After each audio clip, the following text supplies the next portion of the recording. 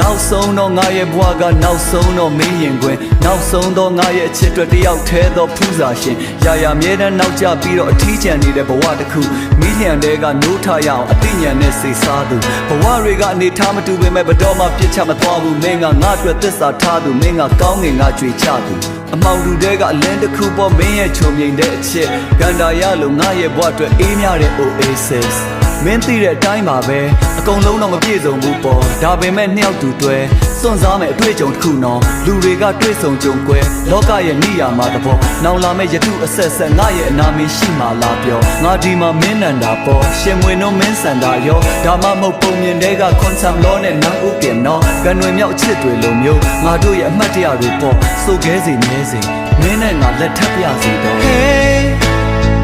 ဘာဖြစ်ဖြစ်ချင်မဲ့နေလေလာချောင်း